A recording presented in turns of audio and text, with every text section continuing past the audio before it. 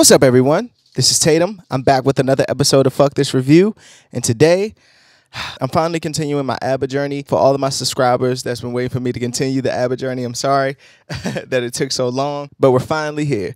So today I'm going to be reviewing ABBA Voulez-Vous. Voulez-Vous. Aha. I just had to do that. Sorry. No more outbursts for me the rest of the review. Like I said again, thanks for all my subscribers who've been waiting for this follow-up review to ABBA. You know, if you've been following me, you know I've been going down their discography. I got in trouble for this last time, so I'm just going to pose this question here just before. Can I consider this one a disco album?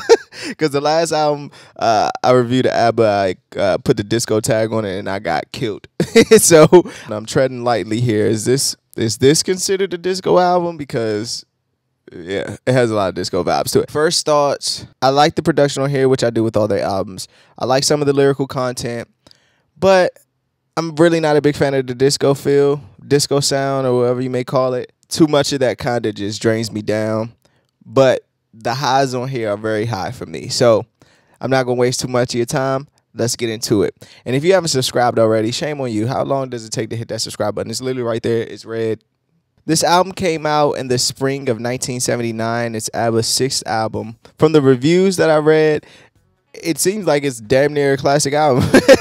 But I'm only going to do the 10 songs that were released on the original copy. So, yeah.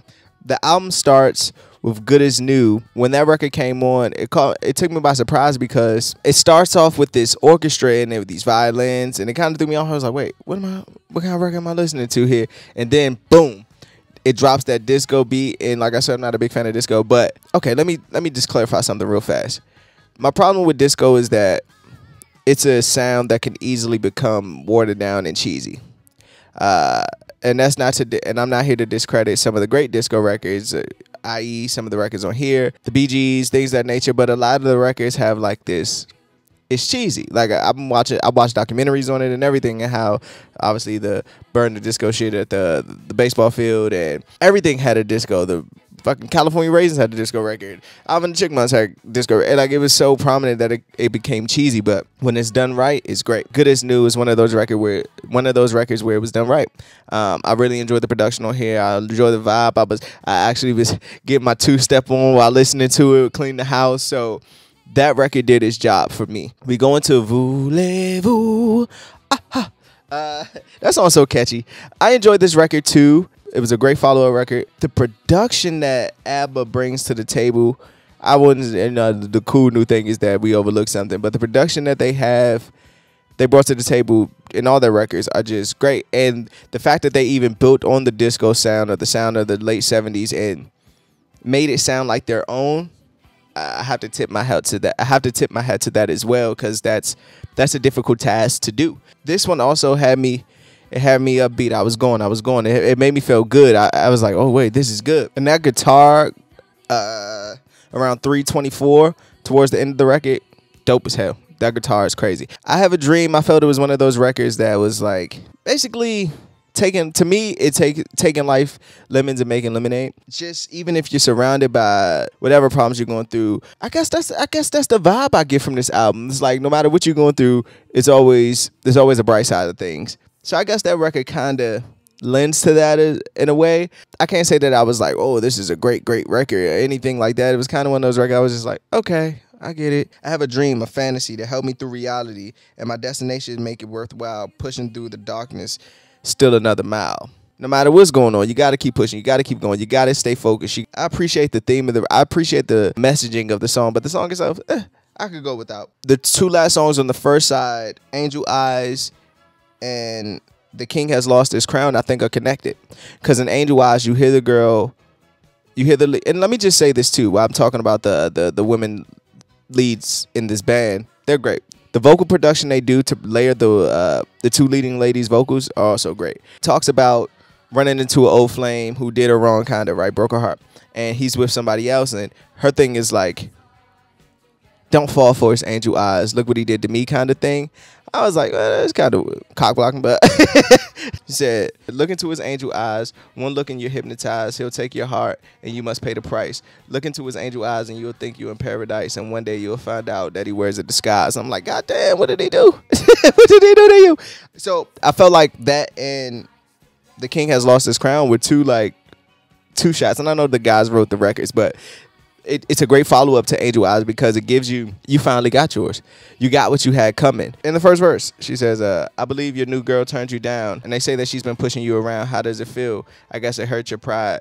Tell me, my friend, how many nights have you cried? And it's like, you get what you put out. You know what I mean? Like, you cause so much strife and drama and heartache in other women's lives, and now the shoe's on the other foot, and now the king has lost his crown. Aha. That's what I got from it. Like, it made me appreciate the cohesiveness of the album because I believe those two records tied together, and that could just be me. I could be wrong. We jump to side B. Does Your Mother Know? If you've seen my other reviews for ABBA albums, I'm not really a big fan of the guys in the band singing. I really just don't like their vocals, and I'm not sure if I like the subject of this song. And I was doing research, and I guess it was a big song in its day, in its time. For it to be the first song on the second half, I was expecting something that's like boom, powerful, that's going to get you just grab you in like a second intro, and I don't think this record did that. If it wasn't for those nights, I love the song topic of that, of just like trying to escape, using all these outlets to escape, whether it be work, whether it be love, whether it be drugs, whether it be any of these vices that help you escape the realities of the things that you're going through, and you can't avoid being alone, for lack of a better word. So if it wasn't for those nights, you know what I mean? I would be great if it wasn't for those nights. And you can let me know in the comments, was this the album where one of the couples split, like a divorce was going on? Because I did read that this album had a couple false starts just as a collective getting the music together, and like I think it was like 2 months or 6 months, and they only had like 2 songs. So let me know in the comments, was this one of the albums? Because a lot of the subjects got to deal with that heartache and just, you know. So I was wondering, was this one of the records where it was a divorce going on or something like that? And that got to be tough. I always say this, to be in a group, to be in a band with all the members are dating each other, it has to suck. Chiquitita. I can never pronounce that right. Chiquitita. I love that record. I love the just like the passing of game to the younger woman who's grown to be a woman. Just let her know life is okay. Like I know the pain that you're going through. I know, or at least I can identify and understand what you're going through because I've been there before. And like I said, I think this record, I think they use disco sound just to get these messages across and feel good. That's what I got from it. Maybe that's why they went down to disco directly with this. And obviously it was the sound of the times, but maybe they just wanted to forget, like, remember that life is good even when it's bad, you know? Lovers, my favorite too. It's so hard to say lovers live a little longer. That's so hard to say, but I love that. I love how they balance both lead singer vocals, and how even when they were screaming, it still sounded great. The production behind them, that's a great record. That's the record on here that I felt, out of all these records, that's the record I feel like I'm gonna grab that record and put it on a playlist. The album ends with Kisses of Fire. I love the intro on that record, but I think by the time I got here, I was kind of discoed out, or just that sound, I was kind of tired of it. The funny part is, the records on here that don't hold that disco-esque sound are great. And let me ask this before I end this. Why do disco, for the people who are alive in this time, and this is my last time saying disco, but why were a lot of disco records, they always use the word fire, flame, burn, like it was always like hot? Like, why were those words associated with that kind of music back then? Let me know, like, who started that? Because you never hear like cold, froze, freezing, like you never hear those ice, like you don't hear those type of things, words associated with disco. So everybody's just burning up the dance floor. Disco Inferno, like I get it. Let me get into my best songs. I'm gonna go with Lovers, Chiquitita, As Good As New. I like that intro. Worst song, I'll go with Kisses of Fire. Sorry. Best line is the one I mentioned earlier. I have a dream, a song to sing to help me cope with anything. If you see the wonder of a fairy tale, that you could take the future even if you fail. I just like that line. It stood out to me. As far as a rating, out of 5 fucks given, I'll give it like a 2.53. It can't get higher than that for me. Yeah, for reasons I'll mention in my recap. So let's wrap this up. In closing, when it comes to ABBA's Voulez-Vous album, for the most part, I enjoyed it, but I do have to say, out of all the ABBA albums that I did listen to and review, this is my least favorite. I enjoyed the production on here. It's just far as just how they did it. I enjoyed the production, the layer of things, the layer of vocals. I enjoyed some of the song topics, but for the most part, I just felt like, I don't know, like it is what it is. And again, I'm reviewing this in 2021, so like to step back into and trust me, I tried to listen to it over and over and over. I'm gonna listen to it for a minute just to understand a bit, and you know. It's some good records on here, but it's also some records on here that I feel like get lost in the shuffle. And for 10 records, it gotta be, and I'm just talking about the standard edition when it first came out. And for 10 records, they all gotta be pretty much bangers. Let me ask you guys, the commenters, what were the extreme big hits off this album?